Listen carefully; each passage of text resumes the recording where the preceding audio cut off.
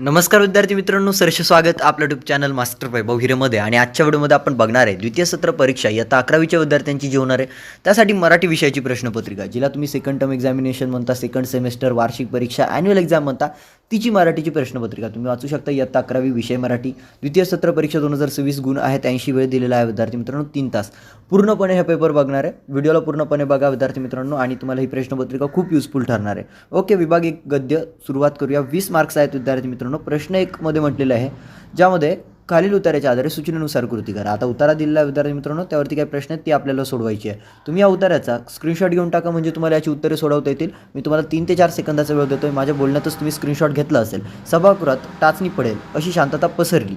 इथून तर विद्यार्थी मित्रांनो हे तत्त्वज्ञान पाळणारे होते. इथपर्यंतचा हा परिच्छेद आहे, पॅराग्राफ आहे. तुम्ही स्क्रीनशॉट घेतला असेल. चला बघूयात काय प्रश्न यावरती दिलेले आहेत. बघा विद्यार्थी मित्रांनो, पहिलाच प्रश्न आहे अ1 मध्ये आकृतीबंध पूर्ण करा, ज्यामध्ये आहे निशाताईच्या सल्ल्याचा आस्वाद घेणाऱ्या प्रेक्षकांची अवस्था. म्हणजेच विद्यार्थी मित्रांनो, निशाताईने जो सल्ला दिला त्याचा आस्वाद जे प्रेक्षक घेत होते त्यांची अवस्था कशी होती, त्या 4 अवस्था लिहायच्यात. जेव्हा विद्यार्थी मित्रांनो उत्तरा वाचणार ना, तेव्हा याची उत्तरे सहजरित्या लिहिता येणार. त्यानंतर अ2 मध्ये म्हटलेलं आहे, एका स्पष्ट वाक्यात उत्तरे पूर्ण करा. एका स्पष्ट वाक्यात उत्तरे पूर्ण करायची आहेत. उषा वहिनींचा सल्ला आणि निशा वहिनींचा सल्ला, 2 सल्ले लिहायचे विद्यार्थी मित्रांनो. उषा आणि निशा खूप छान नाव आहे, बट सल्ले काय आहेत ते लिहायचे. तुम्हाला नाव लिहून तर चालणार नाही ना, फक्त मार्क्स मिळणार नाहीत. त्यानंतर आहे अ3 मध्ये, स्त्रीने स्वतःच्या आत्मसन्मानाला जपले पाहिजे या विषयावर तुमचे विचार लिहा, किंवा सल्ला मागण्यासाठी मांडलेल्या समस्यांविषयी तुमचे मत लिहा. म्हणजे विद्यार्थी मित्रांनो, तुम्हाला एवढे आता समजून सांगण्याची गरज नाही, तुम्हाला तर कळलेलंच आहे की सल्ला मागण्यासाठी मांडलेल्या समस्यांविषयी तुमचे मत लिहायचं आहे. किंवा विद्यार्थी मित्रांनो, स्त्रीने स्वतःच्या आत्मसन्मानाला जपले पाहिजे. आजकालच्या स्त्रिया काय करताय, आजकालच्या मुली काय करताय, इंस्टावरती नाचतात, बरोबर का नाही? आणि कशा नाचतायत तर तुम्हालाही माहिती आहे. त्यामुळे विद्यार्थी मित्रांनो, स्त्रीने स्वतःच्या आत्मसन्मानाला जपले पाहिजे या विषयावर तुमचे विचार लिहायचे. त्यानंतर हा प्रश्न 1 व कृती पूर्ण करा 1 ब मध्ये म्हटलेला आहे, खालील उत्तराच्या आधारे सूचनेनुसार कृती करायची आहे. कोणती लिहा म्हटलेलं आहे ब1 मध्ये. आता बघा, खाली अजून एक उत्तरा दिलेला आहे माझ्या मते. ओके, ताणक्या स्वप्नाला हरत निघून. तर बघा विद्यार्थी मित्रांनो, इथपर्यंतचा हा परिच्छेद आहे. याचा स्क्रीनशॉट घ्या, व्हिडिओला हाय क्वालिटीवरती सेट करा, आणि देन विद्यार्थी मित्रांनो तुम्ही याचा स्क्रीनशॉट घ्या. परिपूर्ण उत्तरा वाचायचा आहे, संपूर्ण पॅराग्राफ वाचायचा आहे, आणि त्यानंतरच प्रश्नांची उत्तरे तुम्हाला द्यायची आहे. होप तुम्ही वाचलं असेल. जाऊया पुढे. ओके, काय उत्तर आहे बघूया, काय प्रश्न दिलेला आहे. तर प्रश्न आहे विद्यार्थी मित्रांनो, ज्याच्या पायाच्या पुण्याईने माणसाला धान्य मिळतं, कोणाच्या ते लिहायचं आहे. त्यानंतर आहे, आपल्या काव्यातला विचार सुभाषितांमधून सांगतात. प्रस्तुत उत्तरात दिलेल्या कवितेच्या उदाहरणातून यमक जुळणाऱ्या शब्दांच्या जोड्या शोधून लिहा. थंडी, तर विद्यार्थी मित्रांनो थंडीसाठी काय आलेलं आहे, यमक जुळणाऱ्या जोड्या जराशा शोधून लिहा. विद्यार्थी मित्रांनो, थंडीसाठी दिंडी शब्द आलेला आहे, तुम्हाला इथे बघायला मिळत असेल. थंडी, त्याच्यासाठी जो यमक जुळणारा शब्द आहे तो आहे दिंडी. बाकीचे तुम्ही लिहा. घाईसाठी काय आलेलं आहे, घाईसाठी पुण्याई आलेला आहे, इथे बघू शकता. घाई आणि त्याच्याच खाली पुण्याई शब्द यमक जुळणारा आलेला आहे. उत्तरा वाचा आणि त्यानंतर तुम्ही सहजरित्या प्रश्नांची उत्तरे देऊ शकता. त्यानंतर आहे ब3 मध्ये, वहिनीसोबत शेताला निघाल्या की काव्यपले निघालेच रांगण्यावर या विधानाचा सूक्ष्म अर्थ स्पष्ट करायचा आहे. त्यानंतर किंवा वहिनींच्या काव्यातील भाषेची वैशिष्ट्ये लिहायची आहेत. त्यानंतर आहे विद्यार्थी मित्रांनो, प्रश्न 1 कृती 1 मधील खाली उत्तराच्या आधारे सूचनेनुसार कृती करा. अजून एक उत्तरा दिलेला आहे विद्यार्थी मित्रांनो, तो वाचायचा आणि त्यावरती प्रश्न दिले ती सोडवायची आहे. बघा, हा उत्तर आहे. याचा लवकर स्क्रीनशॉट घ्या विद्यार्थी मित्रांनो. होप तुम्ही स्क्रीनशॉट घेतलं असेल. अभियंता हे बोलत असताना मधून बाबूराव, इथून तर विद्यार्थी मित्रांनो बाहेरची मंडळी निघून गेली. इथपर्यंतचा परिचय ते स्क्रीनशॉट घ्या, त्यावरती बघूया काय प्रश्न आहे.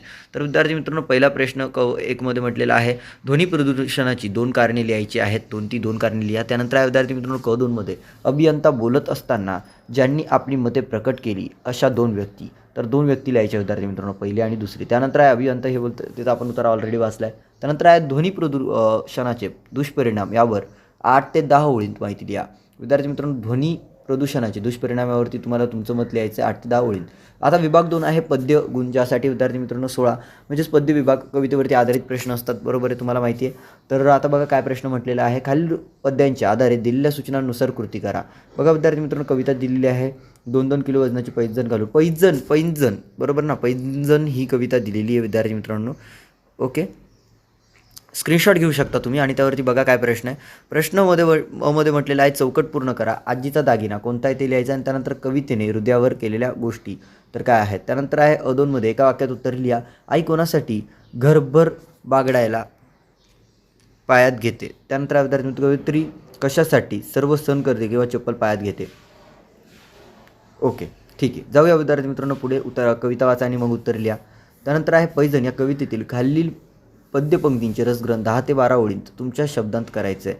बघा विद्यार्थी मित्रांनो, ही कविता दिली आहे पैजण. या कवितेतील जी काही पद्यपंक्ती दिलेल्या आहेत त्यांचं रसग्रहण तुम्हाला 10 ते 12 ओळींत करायचं आहे. त्यानंतर आहे प्रश्न 2 कृती 2 ब मध्ये खालीलपैकी कोणतेही 4 कृती सोडवायच्या आहेत. कोणतेही 4 कृती सोडवा. ब 1 मध्ये म्हटलेलं आहे पुढील काव्यपंक्तींचा सरळ अर्थ 6 ते 8 ओळीत स्पष्ट करा. विद्यार्थी मित्रांनो, बैल झाले ठाणबंदी, झाले मालक बैचेन, तोड कोंबली बाळांची झळा उन्हाच्या लागून. तर त्यानंतर आहे बदोनमध्ये पोपटी स्पंदनासाठी कोकिळ होऊन गाऊ दे या काव्यपंक्तींतील अर्थसौंदर्य स्पष्ट करायचं. त्यानंतर आहे ब3मध्ये जवळून गेली सपेरीत आपल्या मंद पावलानं मंदल्या गंधा, जखमी जीवाला माझ्या शब्दांनी दे पाखरांचं गाणं या ओळीतील भावार्थ तुमच्या शब्दांत लिहायचा आहे. आता ब4मध्ये म्हटलेलं आहे तैसे शब्दांचे व्यापकपण देखीचे असाधारण पाहता या भावज्ञा भावती गुण चिंतामणीचे या ओळीतील भावार्थ स्पष्ट करा. त्यानंतर ब5मध्ये म्हटलेलं आहे मी भिकारी, मी शब्दांना काय देऊ, मी कर्जदार शब्दांचा कसा उत्तराई होऊ या काव्यपंक्तींचा भावार्थ स्पष्ट करायचा आहे. आता ब6मध्ये म्हटलेलं आहे माझ्या मराठीची बोलू कौतुके परी अमृता ही पैजा जिंके या काव्यपंक्तींचा तुम्हाला समजलेला अर्थ लिहा किंवा स्पष्ट करा. आता विभाग 3 साहित्य प्रकार नाटकमध्ये म्हटलेलं आहे कृती 3 खालील उताराच्या आधारे सूचनेनुसार कृती करा. आता नाटक साहित्य प्रकार यावरती तुम्हाला एक उतारा दिलेला आहे, त्यावरती काही प्रश्न आहेत जे आपल्याला सोडवायची आहे. तुम्ही याचा स्क्रीनशॉट घेऊन टाका विद्यार्थी मित्रांनो. होप तुम्ही स्क्रीनशॉट घेतलं असेल. बघूया काय प्रश्न दिलेली आहेत ती आता बघणार आहे, त्यावरती काय प्रश्न दिलेले आहेत.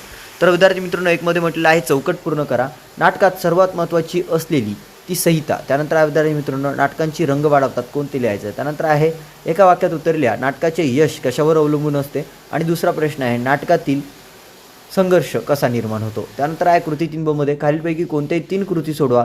हसवण्यासाठी या नाट्य उत्तराच्या आधारे मुख्य पात्रांचे व्यक्तिचित्रण 6 ते 8 ओळींत लिहा. त्यानंतर आहे दुसरा कसातील मजकूर नाट्य उतारा समजण्यासाठी उपयुक्त ठरतो याबाबत तुमचे मत लिहा.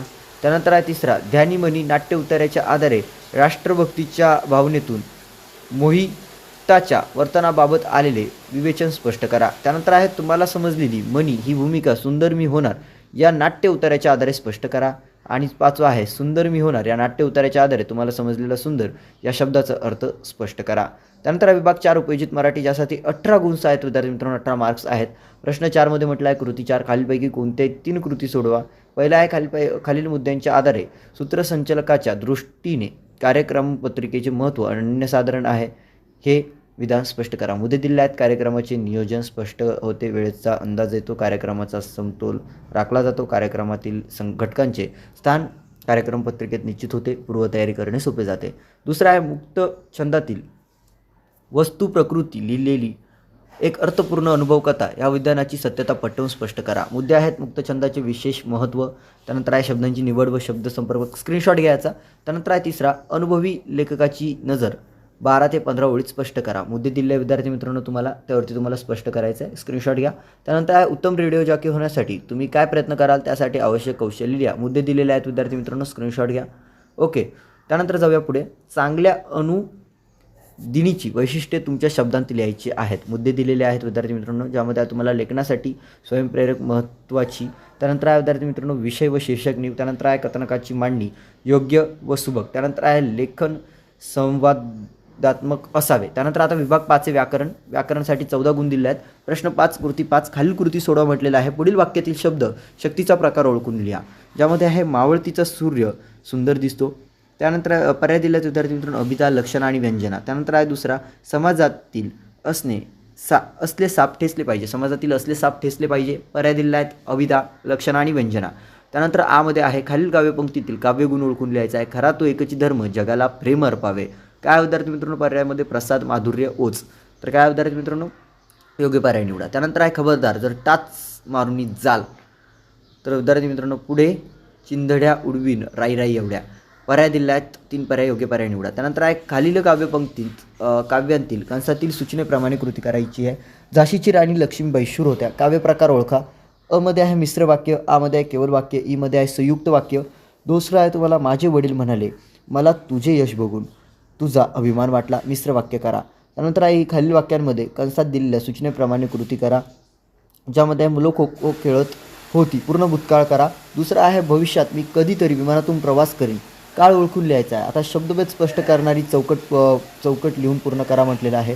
अनुक्रमांक दिला आहे. शब्दार्थ वाक्यात उपयोग करायचा आहे. ओके, त्यानंतर विद्यार्थी मित्रांनो, खालील वाक्यप्रचारांचा अर्थ लिहून वाक्यात उपयोग करा. हात देणे, प्रयत्नांची पराकाष्ठा करणे आणि यापैकी कोणत्या एका वाक्याचा म्हणजे दोन्ही वाक्यांचा वाक्यात उपयोग करायचा अर्थ सांगून. त्यानंतर विद्यार्थी मित्रांनो, तुम्हाला खालील म्हणी पूर्ण करायचं. एक ना धड भराभर चिंध्या, गरज सरो वैद मरो. काय असेल मला माहीत नाही, बट तुम्ही पूर्ण करायचं. तर अशा पद्धतीने विद्यार्थी मित्रांनो ही द्वितीय सत्र म्हणजेच ॲन्युअल सेकंड टर्म एक्झामिनेशनची मराठी विषयाची प्रश्नपत्रिका होती. सो तुम्हाला फक्त ही सराव म्हणून देत आहे. ही 100% तुमच्याच कॉलेजमध्ये येईल असं आम्ही सांगू शकत नाही. फक्त तुम्हाला सराव करायचा आहे, आउट ऑफ मार्क्स मिळवायचे. व्हिडिओ आवडल्यास व्हिडिओला लाईक करा, चॅनलला सबस्क्राईब करा. प्रश्नपत्रिका पेड आहे आपण तुमच्यासाठी फ्रीमध्ये अवेलेबल करून दिलेली आहे. आता याचं PDF प्रश्नपत्रिकेचं PDF कसं डाउनलोड करायचं, विद्यार्थी मित्रांनो डिस्क्रिप्शनमध्ये लिंक दिलेली आहे किंवा play स्टोअरवरती master waiver app download करायचं आहे. त्यामध्ये तुम्हाला पैसे मागतं, पेड आहे हे PDF, तर तुम्हाला पेड पॅकेज घ्यायला लागतं. बाकी तुम्ही यूट्यूबवरती फ्री बघू शकता. तर सांगितलं तिथे स्क्रीनशॉट घ्या, व्हिडिओला लाईक करा, व्हिडिओ बघा आणि फ्रीमध्ये बघा. सो काही डाऊट असेल कमेंटमध्ये नक्की विचारा. तुम्हा सर्वांना खूप खूप या द्वितीय सत्राच्या मराठीच्या पेपरसाठी शुभेच्छा. भेटूया पुढील व्हिडिओमध्ये. तोपर्यंत tata bye bye, take care, धन्यवाद.